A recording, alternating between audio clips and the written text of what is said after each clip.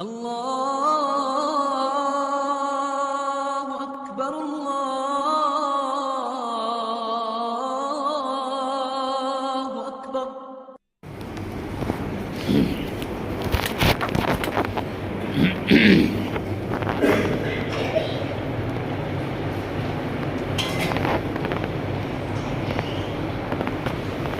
بسم الله الرحمن الرحيم. الحمد لله نحمده ونستعينه ونستغفره ونؤمن به ونتوكل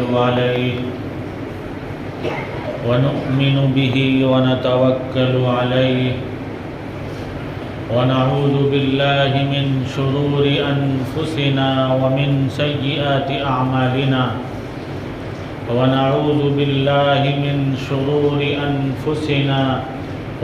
سيئات أعمالنا من يهده الله فلا مضل له ومن يضلله فلا هادي له ونشهد أن لا إله إلا الله وحده لا شريك له ونشهد أن سيدنا ومولانا محمدا عبده ورسوله. أما بعد فأعوذ بالله من الشيطان الرجيم. بسم الله الرحمن الرحيم. سبحانك لا علم لنا إلا ما علمتنا إنك أنت العليم الحكيم. وقال تعالى: ذكر فإن الذكرى تنفع المؤمنين. وقال تعالى: ولن ترضى عنك اليهود ولا النصارى حتى تتبع ملتهم. صدق الله العظيم. وقال رسول الله صلى الله عليه وسلم: من تشبه بقوم فهو منهم، أو كما قال عليه الصلاة والسلام. بزرگوں اور دوستو، ہم اور آپ جس ملک میں زندگی گزار رہے ہیں، زندگی کی ہماری اور آپ کی صبح و شام ہو رہی ہے، یہ ملک مختلف الخیال لوگوں کا ملک ہے، اور اس ملک کی ایک خاص حیثیت رہی ہے. اس ملک نے ہر قوم ملت کے لوگوں کو قبول کیا. اس ملک کے اندر مختلف مذاہب کے لوگوں نے اپنا ڈیرا ڈالا اور بسیرا کیا. ہر ایک کو اس ملک نے اپنے اندر پناہ دی. لیکن کچھ ہر زمانے کے اندر، ہر اس ملک کے اندر جب بھی جس طرح کے لوگ یہاں آئے تو بعض شدت پسند قسم کو لوگوں نے دوسروں کو اپنے ساتھ رہنا گوارا نہیں کیا، اور ان کی کوشش یہ ہوئی کہ وہ دوسرے مذہب و ملت کے ماننے والے لوگوں کو اپنے اندر ہم ضم کر لیں، ملا لیں، اپنے اندر شامل کر لیں. اور اس کے لیے بسا اوقات ان لوگوں نے ظلم ستم کو بھی روا رکھا، ظلم ستم بھی ان لوگوں پر کیا. اور دوستو بزرگوں، یہ کوئی نئی بات نہیں ہے، یہ کوئی نئی بات نہیں ہے. یہ دنیا کی تاریخ کا ایک بڑا ہی گھنونا باب ہے،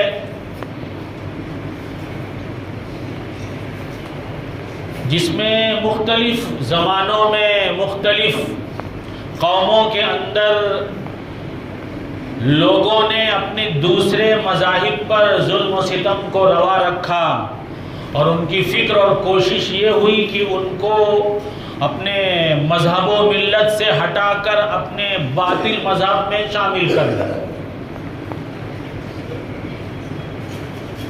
اللہ رب العزت نے قرآن مجید میں بھی کچھ واقعات کا تذکرہ کیا ہے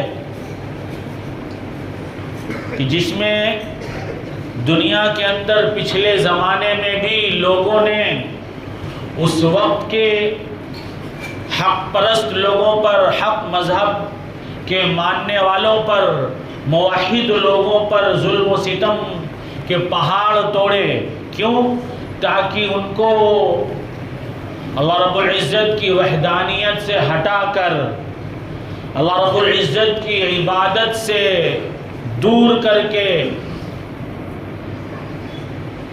مشرکانہ اعمال میں ان کو داخل کر دیں اور کفر و شرک کی طرف ان کو بلا کر اس میں شامل کر لیں.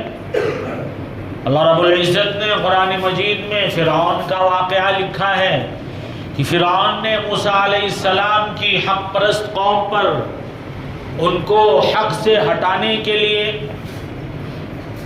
ظلم و ستم کے پہاڑ توڑے.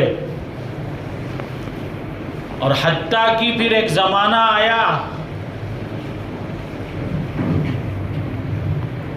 کہ موسیٰ علیہ السلام کی قوم میں پیدا ہونے والے بچوں پر، نر اولاد پر وہ ظلم کیے کہ جتنے بھی لڑکے پیدا ہوتے تھے سب کو قتل کر دیا جاتا تھا. پتہ نہیں، گنتی نہیں کتنوں کو اس نے قتل کیا ہوگا. یہ سب کیوں ظلم کیے جا رہے تھے؟ تاکہ ان کو زیادہ حق سے، حق راستے سے، سیدھے راستے سے، صراط مستقیم سے ہٹا کر کفر و شرک والے راستے پر لے کر چلے جائیں اور انہیں اللہ رب العزت کی عبادت سے ہٹا کر شیطانیت کی طرف لے جائیں، شیطان کی عبادت پر لے کر چلے آئیں.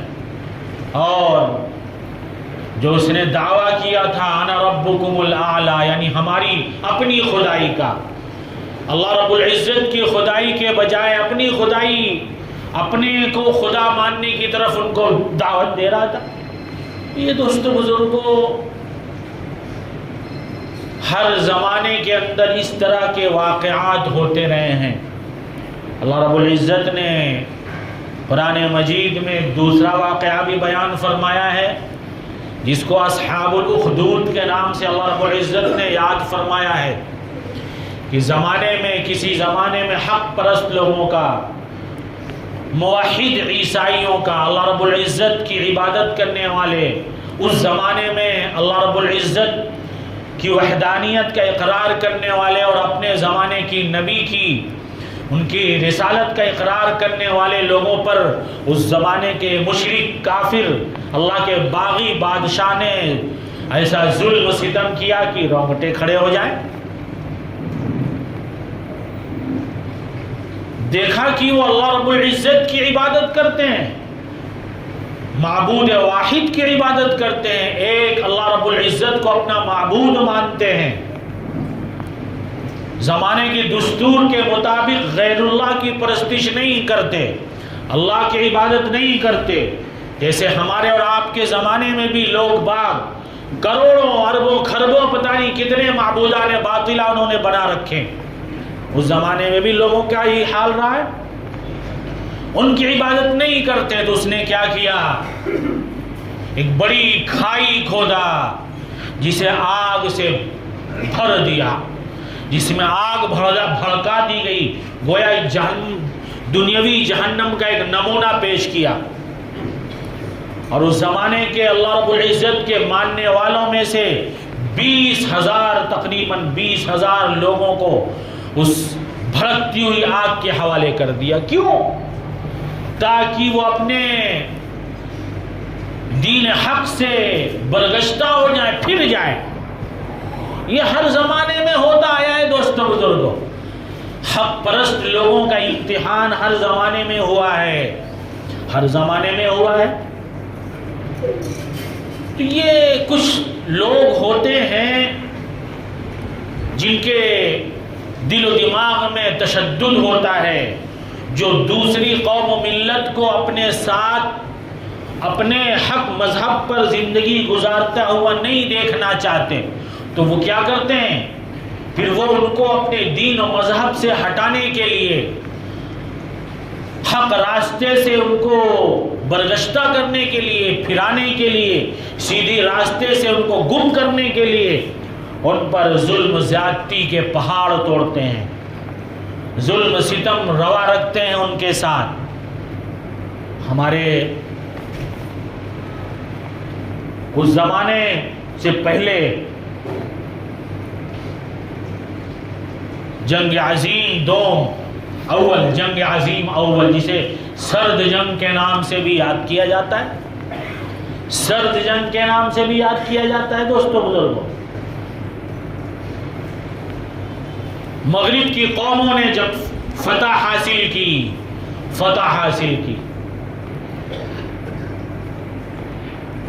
تو پھر ہمارے مسلمان علاقوں کے اندر بھی ایسے ایسے ظلم ستم انہوں نے کیے کہ ہم اور آپ تصور نہیں کر سکتے دوستو بزرگوں۔ اور کچھ زمانہ اور پیچھے چلیے دوستو بزرگوں، اندلس پر جب عیسائی بادشاہ نے غلبہ پا لیا، اندلس پر جب عیسائی بادشاہ نے غلبہ پا لیا، ہمارے اپنے لوگ، ہمارے بادشاہوں نے جب اللہ رب العزت کے احکامات کی خلاف ورزی کی، بادشاہت جس مقصد کے لیے انہیں دی گئی تھی، حکومت جس مقصد کے لیے انہیں دی گئی تھی، جب وہ اپنے مقصد زندگی کو، مقصد حیات کو بھول گئے، اللہ رب العزت کے احکامات کی اطاعت کے بجائے نفس و شیطان کی اطاعت کرنے لگے، عیش و عشرت میں ڈوب گئے، نفسانی خواہشات کی اتباع کرنے لگے، شریعت کی اتباع کو انہوں نے بھلا دیا، اللہ رب العزت کی مخلوق کی خدمت کرنے کے بجائے ان سے اپنی ذاتی خدمت لینا شروع کر دیا۔ حکومت و سیادت و مرتبہ اور مقام لوگوں کو کس لیے دیا جاتا ہے؟ اللہ رب العزت یہ مرتبہ اور مقام اس لیے دیتے ہیں تاکہ وہ لوگ باغ اپنے لوگوں کی خدمت کریں، اس لیے کہ کہاوت ہے سید القوم خادمہم، قوم کا سردار جو ہوتا ہے، جن پر اسے سرداری عطا کی جاتی ہے، وہ ان کا خادم ہوتا ہے، ان کا خدمت گزار ہوتا ہے، ان کے دکھ درد پریشانی کو دور کرنے کا ذریعہ اور سبب بنتا ہے، نہ یہ کہ ان کو دکھ درد میں مبتلا کرنے کا ذریعہ بن جائے۔ تو جب یہ سب چیزیں بھلا بیٹھے، وہ اسلامی احکامات کو بھلا دیا، تو اللہ رب العزت نے ان پر دشمنوں کو مسلط کیا۔ ہم اپنے اس ملک میں ہی دیکھ لیں، ہمارے اپنے لوگ جب عیش و عشرت میں مبتلا ہو گئے، رنگ رنگیلیوں میں ہمارے بڑوں نے اپنی زندگی گزاری، تو اللہ رب العزت نے حکومت و مرتبہ ان سے چھین لیا، حکومت و مرتبہ ان سے چھین لیا۔ تو یہی حال اندلس کا، موجودہ اسپین جسے اسپین اب کہا جاتا ہے، اس کا بھی یہی حال ہوا۔ عیسائیوں نے جب غلبہ پا لیا تو ان کا مشن کیا تھا؟ ان کا مشن یہ تھا کہ اس ملک میں ایک بھی مسلمان اب باقی نہیں رہے۔ پہلے تو نرمی سے لوگوں کو عیسائیت کی تبلیغ ان میں کیا، ان کو بہلایا پھسلایا، بیوقوف بنایا، ان کو کہا کہ ارے تمہارے باپ دادے تو عیسائی تھے، ان مسلمانوں نے جبراً ان کو مجبور کر کے مسلمان بنایا۔ ہمارے ملک میں بہت سارے بھولے بھالے لوگ جہاں مسلمان ان پڑھ قسم کے مسلمان ہیں، ان پڑھ جاہل قسم کے مسلمان، دین کا علم جن کے پاس نہیں ہے،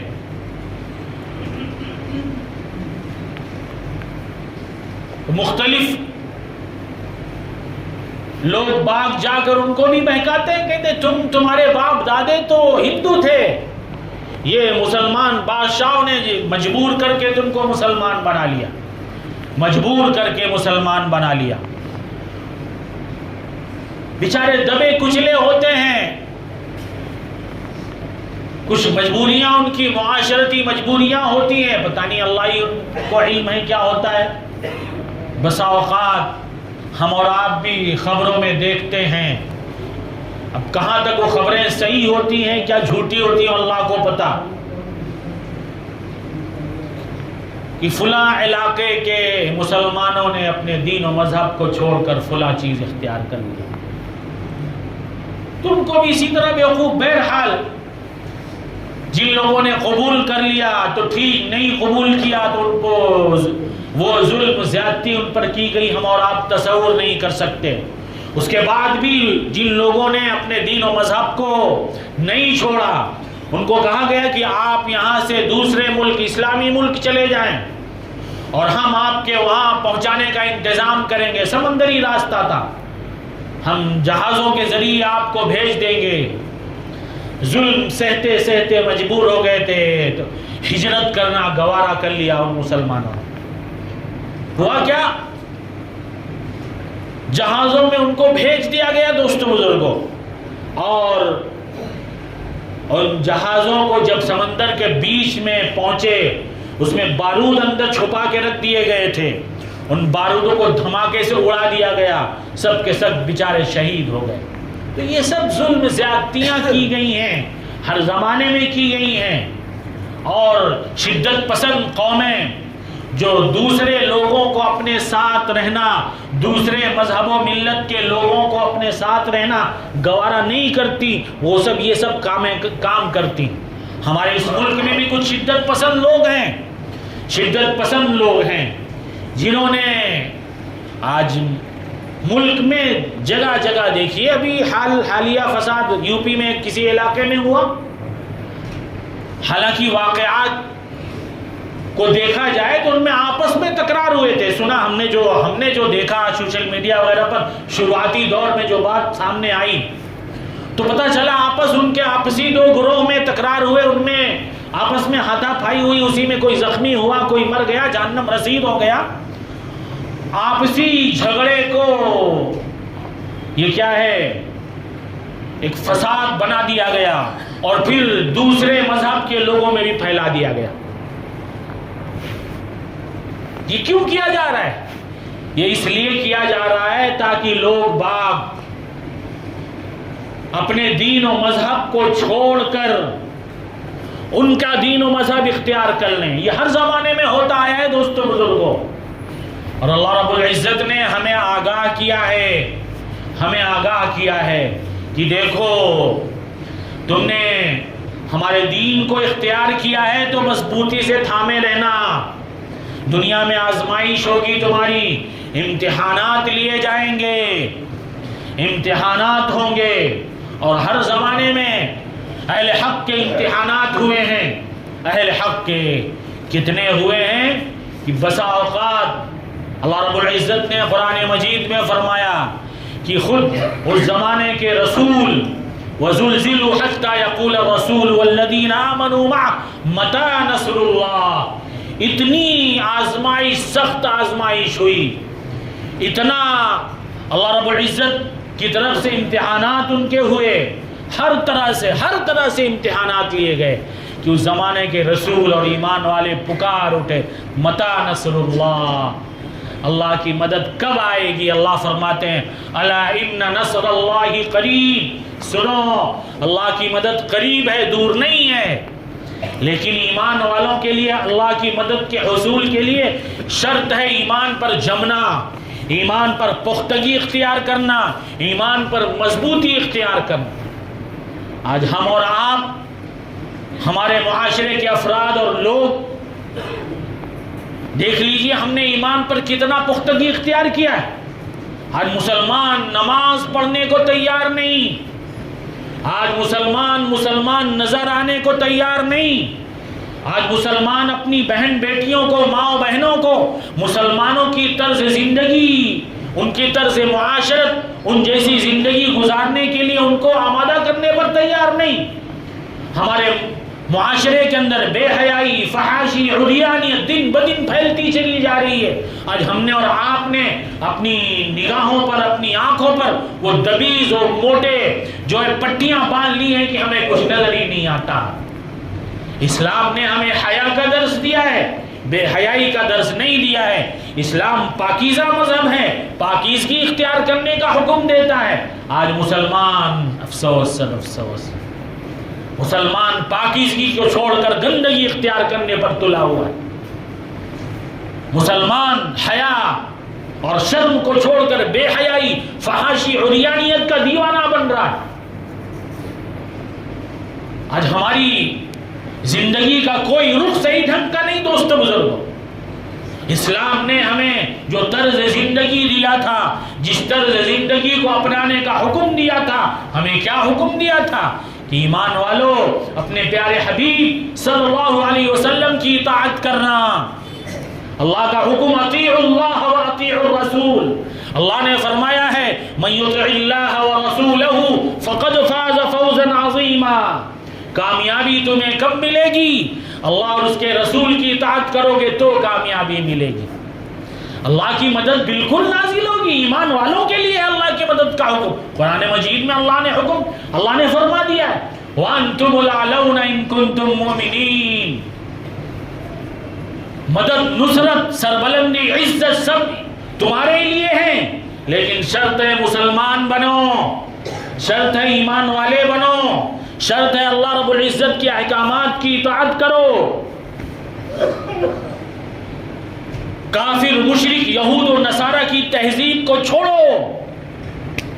جب قوم کے لوگ، یہ شدت پسند قسم کے لوگ جب ظلم زیادتی اور تشدد ان کے حربے جب ناکام ہوتے ہیں تو تہذیبی بدلاؤ ہمارے معاشرے کے اندر لانے کی کوشش اور فکر کرتے ہیں، تہذیبی ارتداد لانے کی فکر کرتے ہیں، اپنا جو ہے اپنی چیزیں اور اپنی طرز زندگی، اپنا طرز معاشرت لوگوں کے اندر پھیلانے کی کوشش اور فکر کرتے ہیں۔ یہ ہوا ہے اور ہوتا رہے گا قیامت تک۔ لیکن ہمارا اور آپ کا کام کیا ہے دوستو بزرگوں؟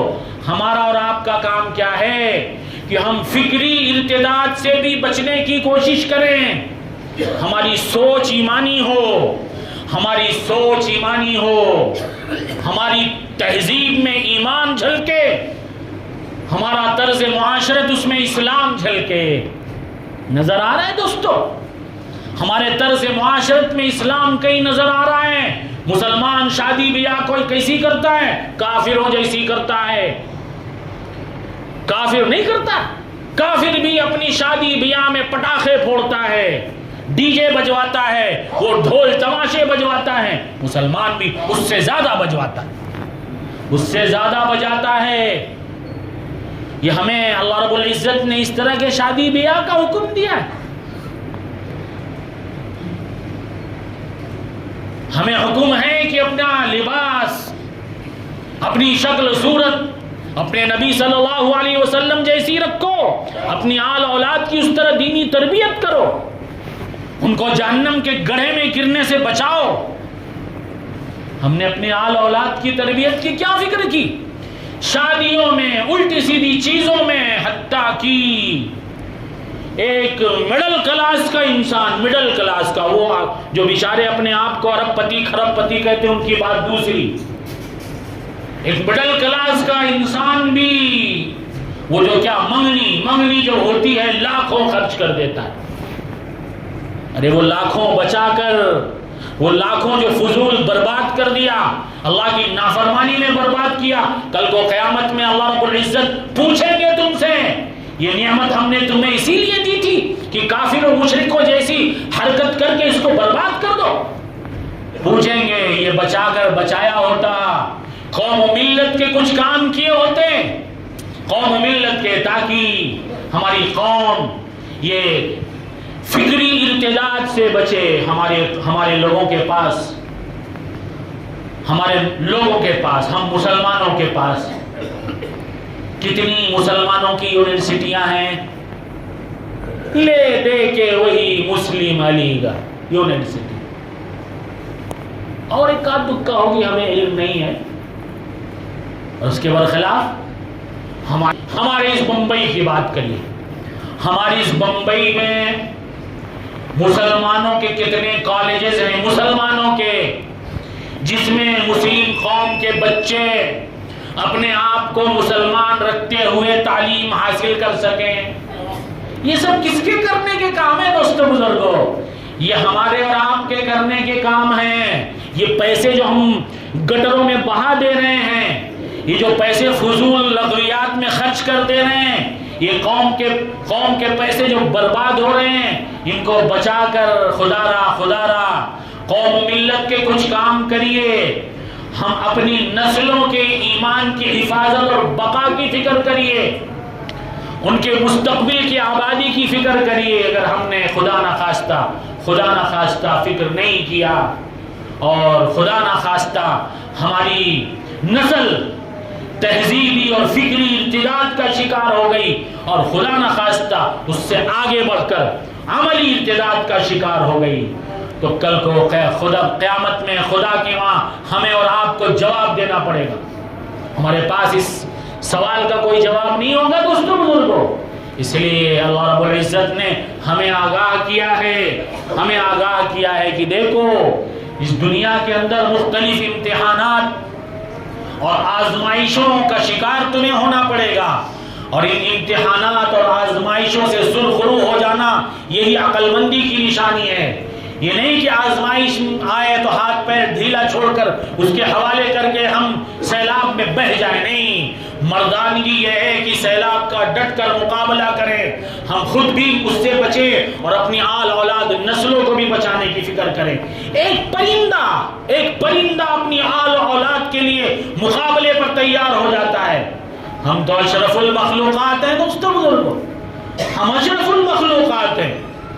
ہم اپنی آل اولاد کے دین ایمان کی حفاظت اور بقا کے لیے ہم فکر کوشش نہ کریں، مقابلہ نہ کریں، تو ہم سے بڑا کم ہمت اور ہم سے بڑا بے حیثیت کوئی ہو ہی نہیں سکتا. پھر ہم اشرف المخلوقات کہنے کے لائق نہیں ہیں، ہم اس پرندے سے گئے گزرے ہیں.